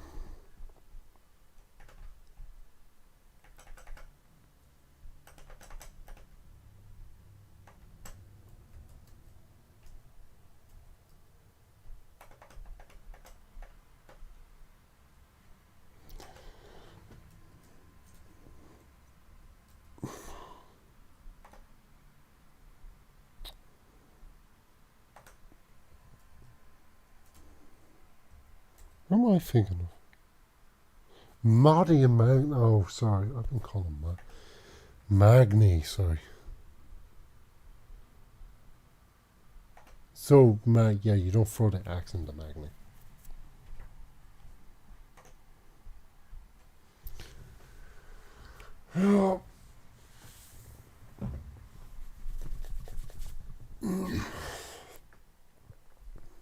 Yeah, well, and just I guess the journey up again. The journey up there feels all natural, and the way everything feels natural, like a natural flow. It's just once you're done with an area, there really isn't that much point to it, and even the world all that much more.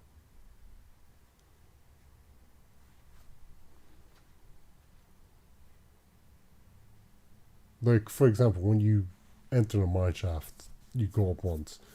You don't just instantly go back up. There's no way to just go straight back up that mine shaft. Like from there. There's no like easy access. Yeah, even for example, I think the perfect example of that is the lift right beside where you first meet Sindri. beside the foothills and the mountain. Sure.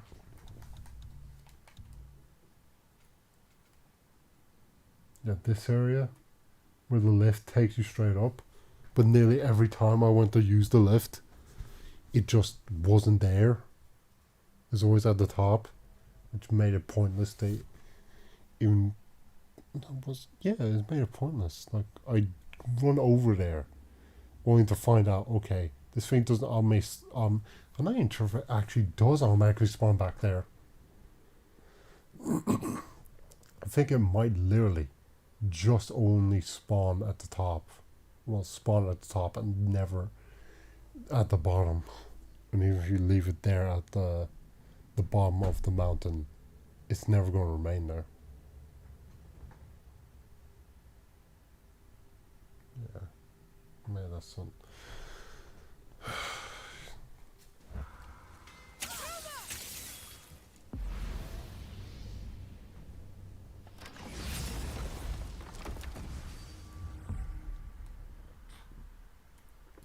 Last bloody thing I checked. No, oh, fact sake. What I hit. And it is not. Oh my crap! I've been rambling for an hour. What is the last thing I check? Come on.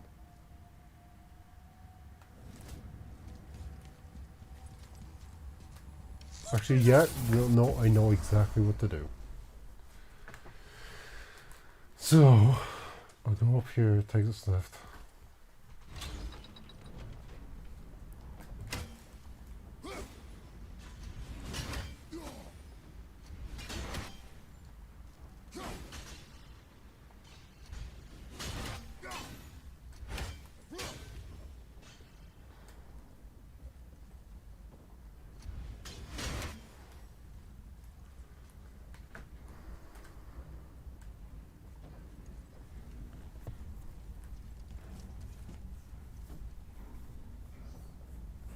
But yeah, I think well, I think to say. Not all the extras were good. Not all the extra content or side quests were good, but like the ones that built on top of each other. Even like the giants like fit into the main game. So yeah, we're all good.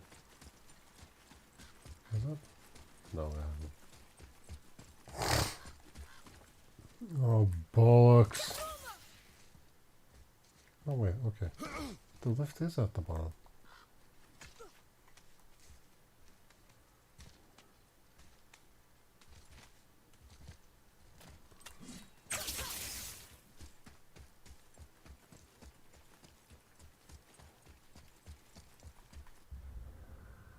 Oh, there is no other closer way to the mountain. I guess that disproves it. I think it's just where you leave it.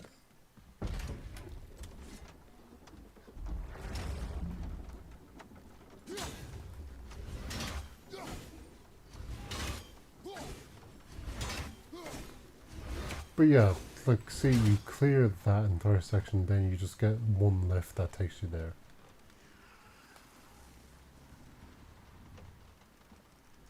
Which, I guess, yeah, once you get to a certain point, that's not needed, because you can just use a travel room, but still it's nice to have those kind of things.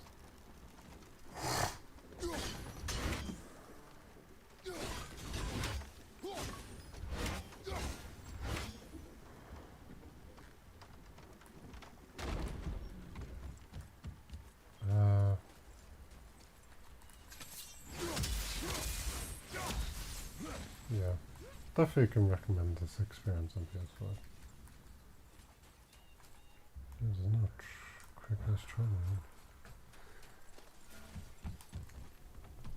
Well, actually, I guess I could do that. I could, you know, just go.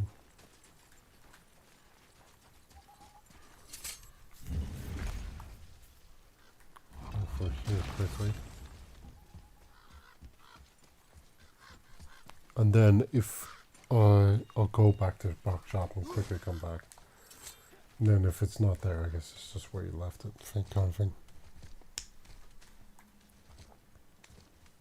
And I'll be the end of the stream, me checking this one thing.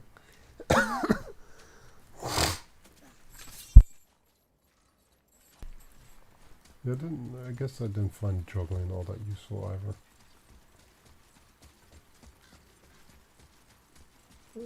It worked. Well, it works, but it just they don't go that high that you can. Let's say you can combo an enemy while they're up in the air. Or combo, just hit an enemy away quickly, and then catch them in the air. I guess the reason why Devil May Cry games are king of action are because they give you such a versatile moveset to work around with, and every little thing you have has its own purpose in combat. You want a close range attack that goes on, you want a sweep attack that hits enemies far away, you just want a normal combo. You want an attack that's just going to stun the enemy.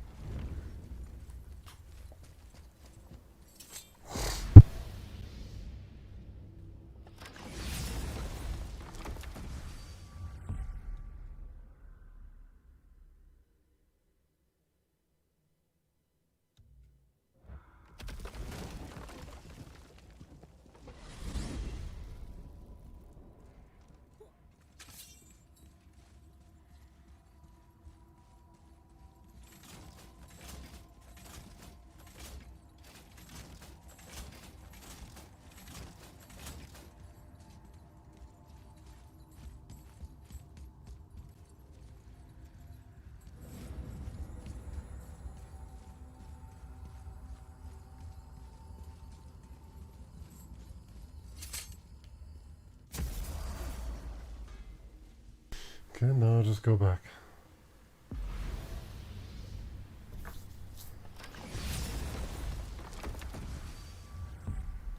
Since we just want to load that area again.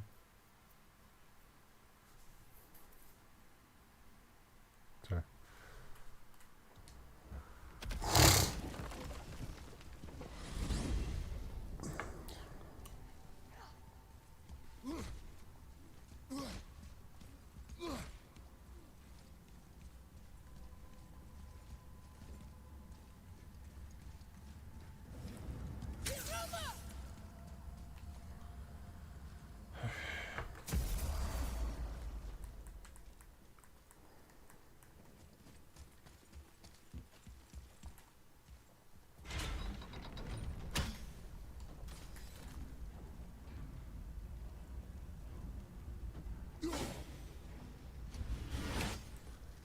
Not sure if this game has many uses like this.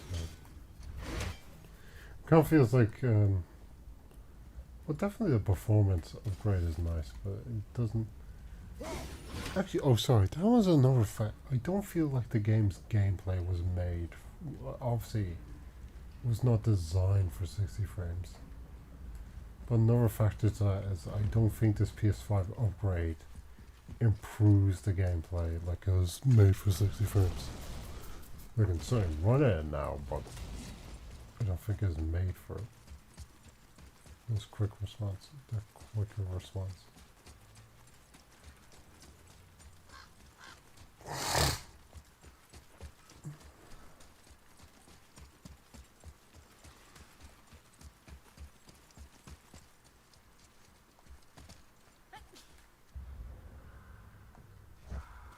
You know, I'll just make sure I go down here.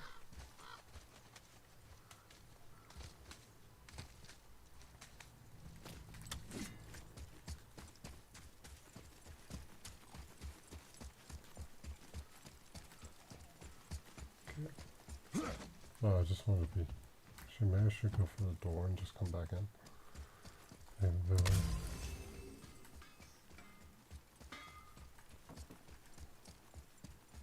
Betray us. To me. Okay, coming.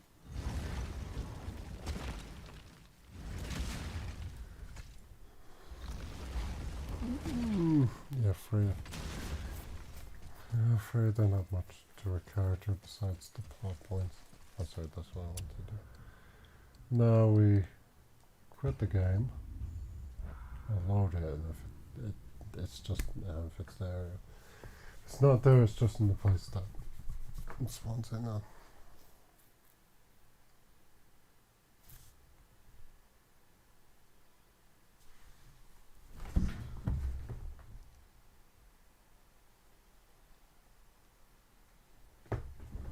See, I didn't really notice for a while. I'm not even sure if it was always there. I didn't notice the little Atreus statue and the. I can't tell if that's meant to be Kratos or. No, it is meant to be Kratos. I'm not sure if those statues were always there.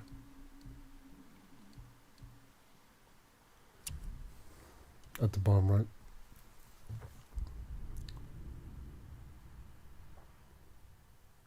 No, I guess I can see Freya's motives, at least. That she's been denied of everything but keeping her son alive. And that's why she's also incredibly pissed, because she just lost every remnant of everything she actually loved.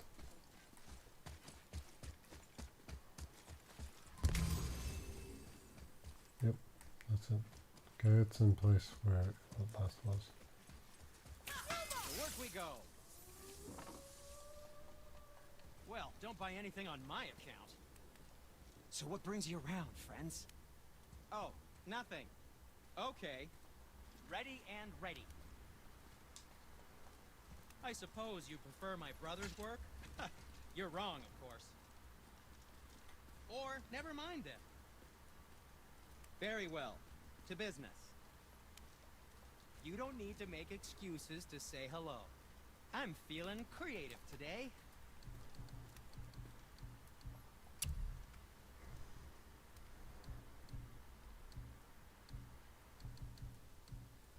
That should tide you over.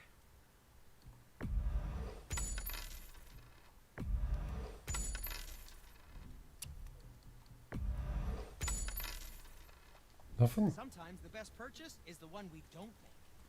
What can I do for you two?